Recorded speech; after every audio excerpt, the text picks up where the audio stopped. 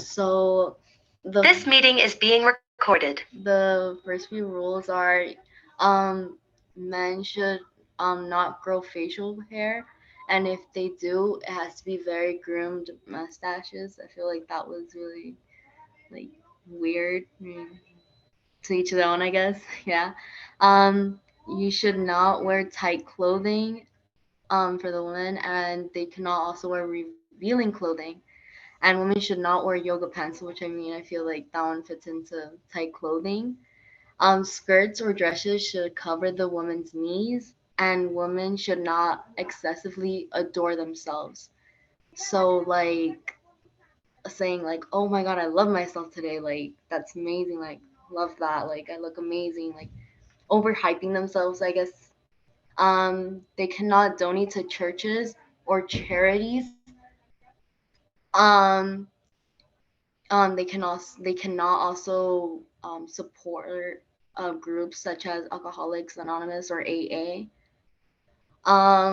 They cannot volunteer for any charitable organizations such as Red Cross and the Lion Clubs and Salvation Army. Red Cross, I felt like was, I mean, I kind of understood that because, as we all know, like they can't really accept blood transfusion. So I felt that one was like I understood that one, but I didn't understand the others that much, and I really couldn't find any like information as far as what I could tell from those, like why they couldn't support those. They also can't support or join the Boy Scouts, the Girl Guides, YMCA, and etc. So I felt like that was really interesting and really, yeah. I mean, that pretty much explains it for itself. I mean, like Boy Scouts usually they do it for fun, to like show leadership and all that, but I guess your sons can't join those kinds of things. And then for Bible verses, I just chose two quick ones that pretty much get to the point. When I was doing the research, I saw one Bible verse in specific, and it was Isaiah 43:10. I kept seeing it over and over in every single website I visited. And one website actually was, um, I'm guessing it was run by people that were Christian because the website was literally like the link literally said Jehovah's Witnesses, like the out like a weird name that basically showed hate to the Jehovah Witnesses. So I found like that's where I got most of my information from, and I also searched on other websites just to make sure double check. And all my information is true. There are multiple sort of websites that do show that. But anyway, Isaiah 43:10 says, "You are my witness, says the Lord, and my servant whom I have chosen, that you may know and believe me, and understand that I am He. Before me there was no God formed, nor shall there be after me." I mean, basically says that every religion after Christianity and after God is not true. That will not lead you to Him. That will not give you the right path and will not be correct in the way of living. God is the only way to live by. The Bible is the only way to live by. Literally, this is the verse that literally explains it all. I feel like that's why it was in a lot of the websites that I saw. And John 14:9-10 says, Philip said to him, Lord, show us the Father, and it is sufficient for us. Jesus said to him, Have I been with you so long, and yet you have not known me, Philip? He who has seen me has seen the Father. So how can you say, Show us the Father? Like, I feel like that's pretty much like what we have learned so far is basically Jehovah's Witnesses saying like Jehovah's Witnesses don't really believe in God, but like that was why I put this verse in because it shows that like this is literally proof that's saying like to God, to all the other religions that don't believe into God, like I'm true. Why do you want more proof? If I've done so many miracles, why are you still begging and asking me?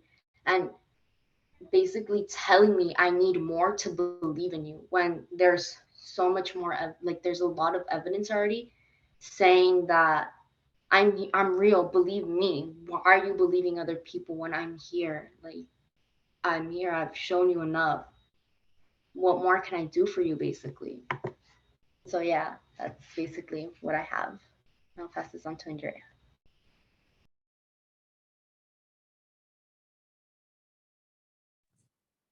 Thank you, Bianca. That's so true. I think these are perfect verses. And another thing I think we can add on to John 14:8-9 is the fact that Jehovah Witnesses are Trinitarian, which I think we've talked about already.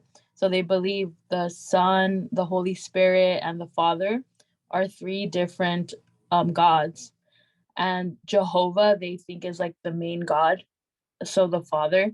And they don't really center Jesus Christ. So John 14:8-9 is Jesus Christ himself saying, I am the Father. So this is the perfect like argument against someone who believes in a Trinitarian doctrine. They're technically not monotheistic. Like they'll say they are, but they're not. So yeah, I moving on to the next part. I think that we've talked a lot about their very strict practices that they have. Like they don't follow a lot of holidays, they don't celebrate a lot of things. They're extremely strict. Like I would say that Jehovah Witnesses, just like all the things that Bianca mentioned, are the perfect picture of religion. Like when I think religion, like I don't like that word. I think a lot of us don't like that word. Like that's what I think of. Like so many rules to the point where the point of the rules is lost. Like so many rules that it's contradictory, that you're not even really following your own doctrine. So I wanted to talk a little bit about, some of these have been mentioned already, so I'll just go over them a little bit more. Some of the problematic aspects of Jehovah Witness, and like where some of their very strict and extreme guidelines turn into something really evil and also contradict their own doctrine and their own word. So one thing is shunning. So witnesses practice this fellowship. Witnesses are that's what they're called. Like instead of Christians, they would be witnesses. They disfellowship. That's what it's called. Like the verb is disfellowshipping. That's what they do to members who sin, who engage in gross sin. So that would include like breaching some of the rules that Bianca mentioned about the clothing and just like anything that doesn't fall under what they believe in, under their strict guidelines, they consider that a gross sin. So it could be something very small, but if it doesn't fall under what they think they should do, then it's like a huge sin. Which of course we believe all sin are the same. So when that happens, they consider it remorseless apostasy. So when people sin, they immediately like kind of deem them like, oh, like you don't have a good conscience. Like you wouldn't have sinned if you had a conscience. Like if you felt guilty, you wouldn't have sinned. So that's why they engage in this fellowship.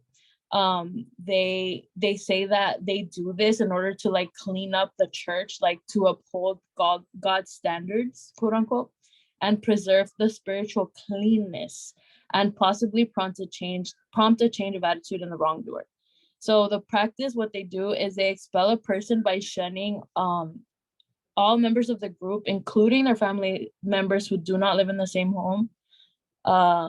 Shun them. So they literally just ignore them. Like they don't invite them anywhere. They can't talk to them. They can't text them. They have to unfollow them, like everything. Like they're basically like excommunicated, as you would understand it. So a person who dies while disfellowshipped cannot be given a funeral at a kingdom hall. So a kingdom hall, that's like where they hold all their funerals and just basically like show that that person was a part of the community. And they're so extreme to the point where like even when someone is dead, they're still holding that sin over them and saying no. Like they're literally just saying like we don't acknowledge them, like they didn't exist in our community, we were not close to them, and they didn't believe what we believed. So members often face difficulties and traumas once expelled because of their previously limited contact with the outside world. So imagine like it's a little bit culty because they try really hard to seclude themselves from any outside world. They don't see any well they that's their rules. Like they don't watch any TV, like they don't relate at all. It's against the rules to hang out with other family members that are not Jehovah Witnesses. So imagine all of a sudden you do something that's not of their liking, that's not in their rules, and you're completely out of their community. Like how isolating is that? I don't know, that's just so extreme and really evil. Like I feel it's obvious that would cause depression and anxiety, and like people, it would be hard for people to survive that because they essentially have no community. Like they're all of a sudden they're alone in the world after not knowing any other part of the world. So a 2021 qualitative psychological research study of interviews with former Jehovah Witnesses suggested their experiences of ostracism, which is like isolating them, shunning them from their family and friends, can be associated with increased mental health risks. The Watchtower's description of those who leave as being mentally diseased has drawn criticism from some current and former members. So when people are kicked out, basically the magazine they subscribe to, the Watchtower, labels them as like they're crazy, kind of like they're mentally diseased. In Britain, sorry, my dog. Some have argued that the description may constitute a breach of laws regarding religious hatred. So I found this article in the Independent. I put the link there if you're interested, and it's an interview with an ex-elder in the Jehovah Witness community. So he was pretty high up. And he spoke about like one of the shunning, and he said that those who leave the faith are called apostates and are disfellowshipped, a term for formal expulsion and shunning, where members are prohibited from talking and even from saying hello to them, according to Oh My JW, which is a Jehovah Witness website. In one situation where an elder started to lose his faith and challenged the group, he said they allegedly denounced him and spread gossip about him, pressuring him so much he jumped into a river and killed himself. So this is a personal experience from an elder, that he saw that immediately they started just talking bad about him. Basically everyone pointing fingers at him and pressuring him and isolating him to the point where he literally committed suicide. Like that's how to the level they take it, where it's like we're saying like shunning or like ignoring, but it's not just like you say hi and they don't respond. Like it's such an emotional manipulation tactic to like just act like someone doesn't exist. I mean, that's just like so anti-Christian, I would say, and so anti a lot of their verses, like where we treat others with love and grace. That's the exact opposite of what, like they say they believe in. But yeah, so another thing that kind of like goes into shunning is another criticism of them is their authoritarianism and denial of free speech. So so that's like one of the reasons why they get shunned. They can't argue against, not argue, but like they can't even question really like what they believe. So members who continue to openly disagree with the movement's teachings after initial warnings may be expelled and shunned. Witness publications strongly discourage followers from questioning doctrine and counsel received from the governing body. Such thinking was introduced by Satan, the devil, and would cause division. Those who openly disagree with official teachings are condemned as apostates who are mentally diseased.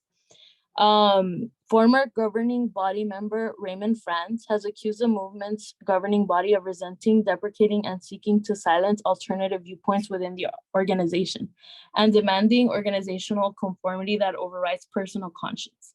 He claimed the Watchtower Society confirmed its position when, in a 1954 court case in Scotland, Watchtower Society legal counsel Hayden Covington said of Jehovah's Witnesses, "We must have unity at all costs." He also stated that witnesses are subject to a disciplinary system that encourages informants. So yeah, this is completely opposite to, I think, what we believe in, the way we act. Of course, we have a doctrine and that we know is true, but we don't, I wouldn't say that the way we operate is, you can't even question it. Like you can't even, I mean, even what we're doing now is we're exploring other religions to show like what they believe in, and just like our point of view. Like we never engage in manipulation, in emotional manipulation, in coercion.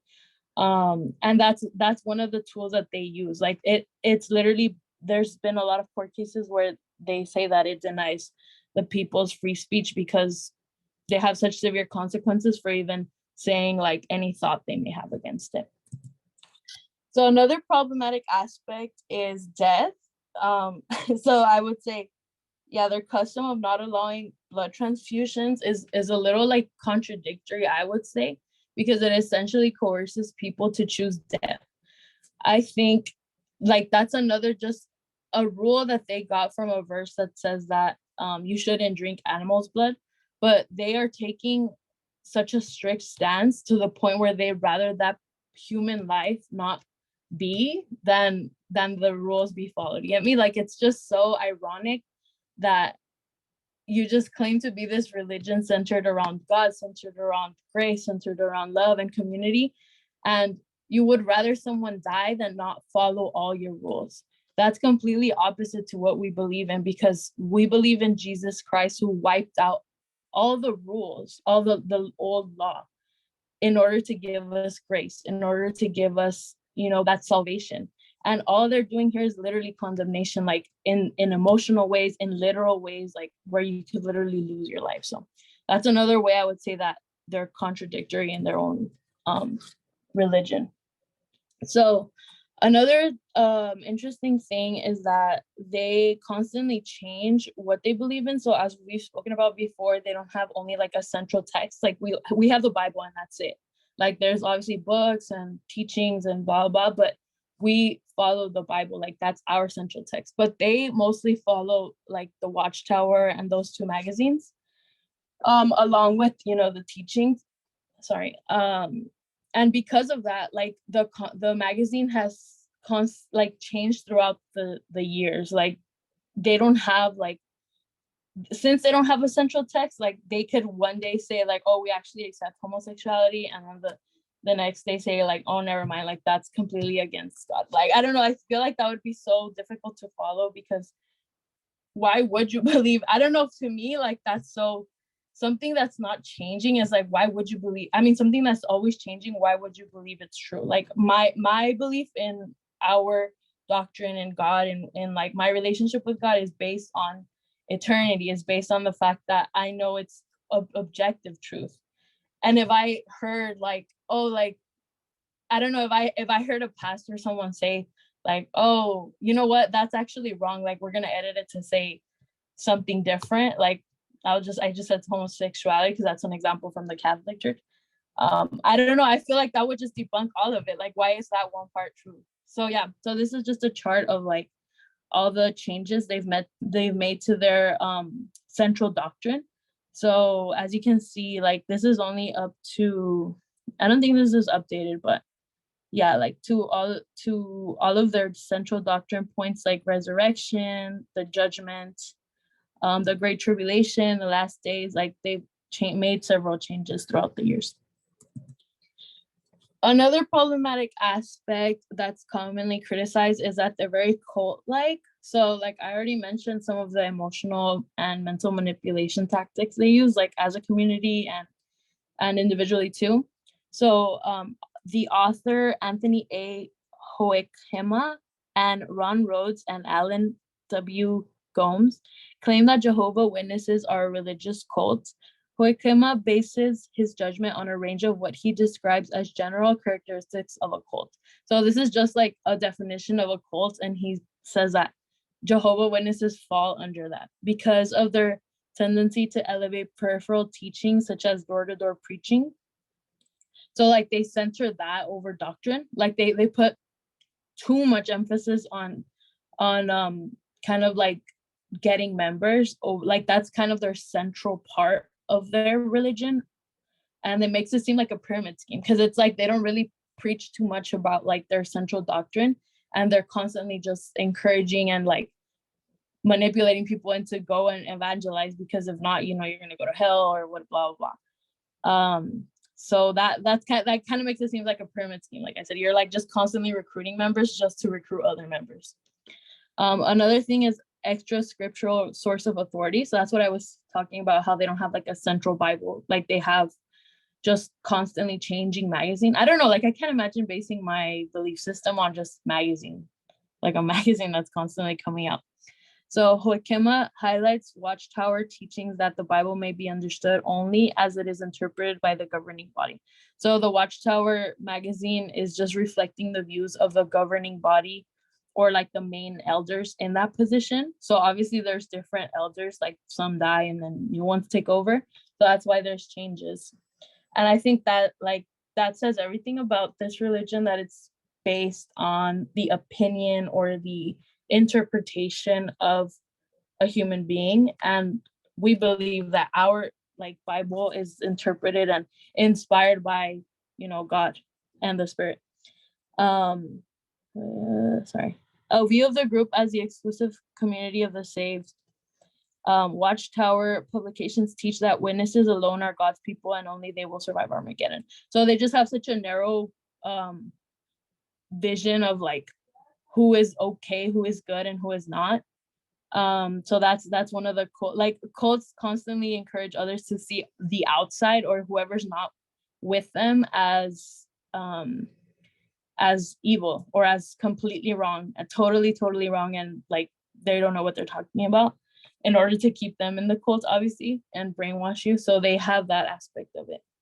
And the group's central role in eschatology, which is just like, eschatology is just talking about like the end of times. So Hoekema says witness publications claim the group was called into existence by God to fill in a gap in the truth neglected by existing churches, making the climax of sacred history. So it's basically saying that it's taking the role of they're the only truth, and they were given that truth in order to like correct all the other churches or all the other like mainstream Christianity, basically. So another huge problematic thing that I like stumbled upon and didn't realize how bad it was is the prevalence of child abuse within the Jehovah's Witness community. So this is all revolved around their one of their rules, that they believe sins require 2 witnesses. So there's a verse that says, I didn't put it here, sorry, but in order for someone to be accused of a sin, then 2 people have to be witness. So like that was basically to prevent people just making up rumors and someone being like stoned, how it was back then. So that they took that, and then to say that no one can accuse you at all of sin unless 2 people saw you, unless there were 2 witnesses there. So they use this a lot in order to justify child abuse and just sexual assault in general. So the subject of intense international, this is internationally criticized, and there's actually, well, I'll talk about it. The subject of intense international criticism, lawsuits, and a royal commission. The 2 witness rule is the Jehovah Witnesses interpretation of scripture that in the absence of a confession, there must be 2 material witnesses to a sin for them to be acted upon.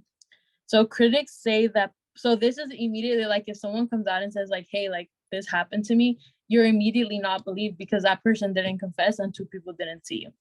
So critics say that the policy protects accused pedophiles because there are rarely witnesses to sexual abuse. Obviously, you know, that's always done in like a secret way. The Jehovah Witnesses governing body insists that they abhor sexual abuse, do not protect pedophiles, and educate followers on protecting children. However, the religion had a long but only recently documented history. I found this whole article about like documenting a lot of the court cases that have been against Jehovah Witness as an organization. And they have a long documented history of covering up child abuse within its congregations. As The Atlantic reported earlier this year, the institution's governing organization, the Watchtower Bible, their magazine, and Tract Society, their other magazine, has gathered data about potential predators from nearly 11,000 congregations in the US for more than 20 years, but it refuses to release that information. So they somehow have been taking an account of all the people that have been accused, and just like a lot of these situations that have happened, and they just refuse to let anyone else know. Like they just have it as a private secret document. Countries outside the US, including the Netherlands, Belgium, and the UK, have launched criminal inquiries into the Watchtower Bible and Tract Society over child sexual abuse allegations. So there has been a lot of criminal like allegations and investigations. In a damning report released in 2016, the Australian Royal Commission determined that children are not adequately protected from the risk of child sexual abuse in the Jehovah Witnesses organization. A few states have ordered Jehovah Witnesses to pay damages to survivors of abuse after the organization covered it up. In Montana last September, a jury awarded $35 million to a 21-year-old woman who said she had reported sexual abuse by a family member to church leaders who did nothing. In a damning report released in, I already put that. And Herbert described the Jehovah Witnesses modus operandi as mind control. So I also put the link there if you're interested, but that article kind of gets into a little bit of detail, so don't recommend. And then I did look up some of the court cases, and I found like the PDF of the judge of one of the judgments in Switzerland, and that's like their main, not their superior court, but kind of like their superior court. And they accused them criminally of that the two witness rule does facilitate sexual violence against children, like is used by them for that. Children are affected by ostracism, so they're shunning, and the religious practice of Jehovah Witnesses violates basic rights of their members because of their freedom of speech denial and other a lot of other practices. So I also, in the same interview with the ex-elder that I spoke about earlier, he also criticized the group for having a big problem with child abuse. This is like his personal account. He says that they believe child abuse is only a sin, but not really a crime. And the elders in almost all cases don't report to the authorities. So this is an insider. And he said that instead they try to handle it inside of the congregation. The group allegedly requires two witnesses to the event and regularly decides to leave the matter in the hands of Jehovah. So they just leave it to like, well, it's like up to God. They basically value the good name of the organization more than the safety of the children, he adds. Discussing what made him and his wife leave the group, he wrote, "For me, it was actually doctrine. We started to read more and more of the Bible." Oh, this goes into just like why he left. And started to find things that the JW publications got wrong. We started to ask questions, and we got encouraged firsthand what happens when you ask hard questions while being a JW. We got punished in the congregation for that instead of receiving any answers at all. That prompted us to dig deeper and deeper until we convinced ourselves that this could not be the true religion with all its lies and faults. So yeah, that's pretty much it. These are just like a couple of the problematic things that I found in just like surface level research. And I know we spoke about some of them, but yeah, like all of these are really interesting. And I think it just proves a point. Like what I get from this religion is that it's like the religion. Like it's all about appearances. It's all about looking and trying to act like the perfect spiritual person by following all these rules, but in reality contradicting yourself because you're not being graceful, because you're not being loving, because you're literally like putting people in danger, and also not doing the right thing in like almost any situation. So yeah, I think that's just very interesting, and I like, it makes me glad to not be a part of that, because I can't imagine like growing up. A lot of people just grow up in these communities and that's all they know. So yeah, thank God that I'm not there. And yeah, that's it. That's all our whole study. But let us know if you have any questions. If you want me to send you any links, I can do that. Or I don't know if Angie plans on asking questions regarding the study. Okay, I can go ahead and do that right now. But I'll ask maybe just like 3 questions, and I just wanted to maybe reiterate a little bit what you're saying about the child abuse. I also saw some documentaries about that, and it's sad, like, to hear a daughter saying that I think it's her father and her family didn't believe her. There's only the mother is the only one that believed the daughter. Like I don't know. It's just crazy the way their mind is so controlled. I guess mind control, that they can't believe that an elder would do that to a child or any other member of that cult. It's a cult, yeah. And how it affects these kids, it's just so sad. And then what they did, they just like Andrea was talking about, that shunning. That's all they did to her. So this girl and her mom left the church, and not even the siblings speak to them, to speak to her or her kids to the mother, and I think not even the father. It's just, I don't know, sometimes you can't understand that, right? Your mind can't really process that. Like, how can that be, a father knowing that somebody abused your daughter? It's just crazy. But yeah, that's so true. But I'm going to ask you guys some of the questions right now. I just have like 3 of them. I didn't get many, but hopefully you guys can recall some of the things that were spoken today. Some of the rules, maybe the ones that Andrea spoke about, or the ones that Bianca spoke about. Any rules that you guys remember? You guys get a point for each of them that you guys remembered. I mean, yeah, if you guys either wrote them down or remember them. They can have facial hair, and if they do, it has to be like well groomed. Yeah. They can't wear tight clothing or like anything that reveals their skin. Very good. That too. Mm-hmm. They can't support like charities or anything like that. That too. Correct. And they can't support other churches in any way. También. Mm-hmm. They can't adore themselves. Yeah, not overly adorn themselves, or I don't know if it said adorn, but yeah. Very good, guys.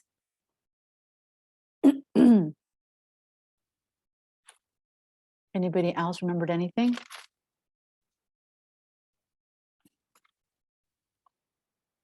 And sadly, many of these are just like man-made rules.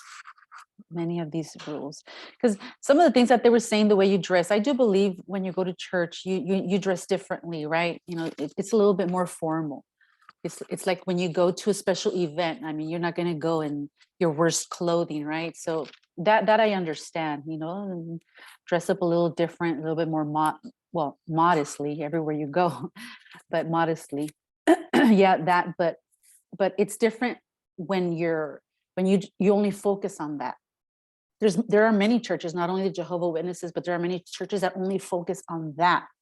And me personally, I've seen testimonies of women that wear really long skirts, nothing of makeup, and some even don't even cut their hair. Their hair is like really long, but their private life does not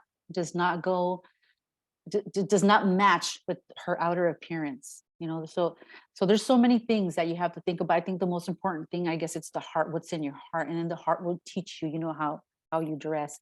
But yeah, sometimes these are, these religions just have man-made rules, and they just want you to dress a certain way, speak a certain way, act a certain way, but they don't let God do what he needs to do in your heart. You know what I mean? That's what happens to many of these religions. Andrea spoke about problematic aspects. If you guys can remember some of them. A big one is shunning. Mm-hmm. Just anybody who disobeys or anything like that, they just completely shut them out, and even like ruin their lives with like gossip and stuff like that. Yeah. That's so sad. They ruin their reputation. Very good. That's the one I was looking for. If anybody remembers any other one. Wasn't one of them death? Death as well. Yes. One of them was death too. Very good, Adrian. And why would they be shunned? They engage in, she put a phrase there. People are shunned because they engage in what? Gross sin. Very good. That's, I was just like, wow, the way they call it, well, sin, yeah, but gross sin. And that too, I just want to say really quick, it destroys a lot of people's lives when they shun them, or as she said, disfellow. It's disfellowship. That's the word she used. And she also mentioned, and it's so true, this is the only life they know. Many of these people grow there, maybe are even born in that religion. So all they know is that environment, that world. So when they shun them, they throw them out into the world, and sometimes they don't know what to do. Many get depressed. Many of the families just don't follow them. Sometimes they leave on their own. They don't have friends outside of their religion. So yeah, that's very, very difficult. And yeah, I think that's the last one, because I don't know if Andrea, would you like to ask another question? One more maybe, but I don't. Yeah, that's all the questions I have.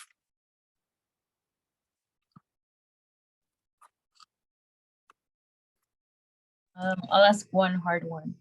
What is a country that has condemned, like formally, Jehovah Witness organization for child abuse or anything else?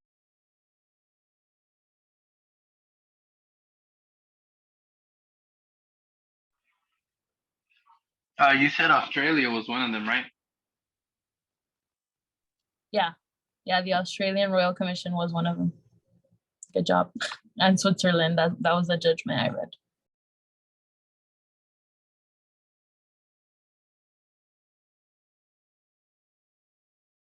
Okay, yeah, if there's no more, then I'll pass this over to Andrea if you want to, whatever, what else, if you had anything else. Well, I think you do have something else. Oh yeah. Well, I guess like I'll just open it up. I don't know if you guys have any questions or maybe want to like share something you're struggling with, and then I'll just add on to it. I don't know. If no one wants to participate, it's fine, but just let me know. Yeah. So if nobody else has any more questions about the study, we're going to move on to the subject of college, right? That many of you guys are transitioning into college. Some of you guys are already in college. So just I think maybe Andrea, of all of you guys, is the only one that has already graduated from college. So she's been through everything that you guys are going to go through. So she can speak from experience and kind of maybe tell you guys, give you guys tips, or even maybe tell you guys what, how she endured, I guess, the hardship. If you guys have questions, you can ask her, as she mentioned. Oh, yes. If you